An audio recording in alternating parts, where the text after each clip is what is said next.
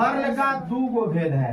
वर्ण का कितना भेद है? 2 गो भेद है। आप लोग भी याद रखो जी, जो 10वां में है वह भी याद रखो, क्योंकि आप लोग को उसमें पूछा जाएगा। वर्ण का 2 गो भेद। पहला भेद का नाम कोई बता? देखो, पहला का नाम है स्वर और दूसरा का नाम है व्यंजन। स्वर और व्यंजन। देखिए स्वर और व्यंजन में क्या क्या है, ये ध्यान से देखिए।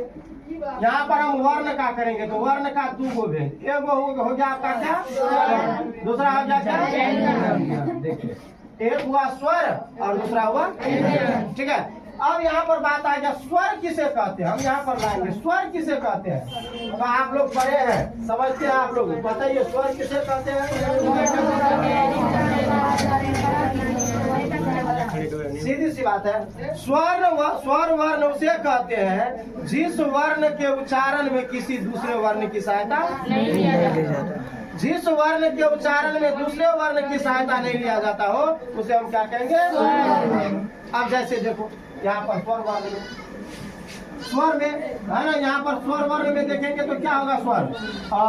ध्यान दीजिएगा क्या हुआ, ठीक है ना। स्वर वर्ण उसे है ना, किसी दूसरे वर्ण की सहायता नहीं लिया जाता है। जैसे हम क्या कहेंगे? ठीक है। जैसे कहेंगे आ, जैसे कहेंगे हर्षी दीर्घी हर्षु दीर्घ। यहाँ कहेंगे ए आई ओ औ, और अंग नहीं कहेंगे, अंग नहीं होगा। यहाँ हो जाएंगे आपका क्या? क्या हो जाएंगे? और आप जानते हैं कि स्वर की संख्या कितना है? 11। स्वर की संख्या कितना है? यह आप लोग पहले से भी जानते हो, ठीक है। यहाँ फोकस है समझाने की, तो बता रहे हैं स्वर वर्ण उसे कहते हैं जिनके उच्चारण में किसी दूसरे वर्ण की सहायता नहीं ली जाती है, जो वैसे अपने आप में स्वतंत्र रहता है, आजाद रहता है, उसे किसी की जरूरत नहीं हो, उसे हम क्या कहेंगे? स्वर। और स्वर की संख्या होता है 11। कितना होता है? 11, जो आप लोग देख रहे हैं, ठीक है। अब हम आते हैं स्वर वर्ण के बारे में। स्वर में कहते हैं कालमान के अनुसार स्वर के कितने भेद, ये पूछा भी जाता है। कालमान के अनुसार स्वर के कितने भेद? 2 भेद। यहाँ पर लिखा रहेगा कि कालमान है न के अनुसार, क्या कहेंगे? अनुसार किसका? स्वर का भेद। तो आप याद रखिए 2 गो भेद है। एगो क्या कहेंगे? एगो कहेंगे हर स्वर है न, स्वर, और दूसरा कहेंगे दीर्घ स्वर। क्या कहेंगे? दीर्घ स्वर। देखिए हर स्वर और दीर्घ स्वर। आप लोग जानते हैं हर स्वर किसे कहते हैं? पूछा था, ये 10th में पूछा हुआ शब्द था। दीर्घ स्वर उसे, हर स्वर उसे कहते हैं जिसमें एक मात्रा रहता है, जिसको बोलने में क्या? एक मात्रा, जिसके उच्चारण में एक मात्रा रहता है, उसे हम क्या कहेंगे? हर स्वर। जैसे आप लोग जानते हो है ना, हर्षी हर्षु, ये क्या हुआ? हर्ष। क्या हुआ? आप लोग भी ध्यान रखो, आप लोग भी ध्यान रखो। अगर मान लीजिए प्रश्न में आपको पूछा जाए और कहा जाए बताए निम्न में से हर स्वर कौन है? अ दे देगा, है ना, आ दे देगा, आई दे देगा, या क दे देगा, तो आप इसमें नहीं लगाइएगा। आप किसमें लगाइएगा? अ में, क्योंकि अ जो है ना हर स्वर है, क्योंकि यहाँ पर एक मात्रा लगता है। कितना मात्रा लगता है? एक मात्रा। आप देख रहे हैं, तो इसे हम क्या कहेंगे? हर स्वर। और आप तो जानते हो दीर्घ स्वर किसे कहते हैं? दीर्घ स्वर किसे कहते हैं जिसमें 2 मात्रा, ये क्या हो गया आपका? दीर्घ स्वर। ये हो गया हर स्वर, ये हो गया आपका, देख रहे हो, ये हर स्वर और ये कोई दिक्कत है?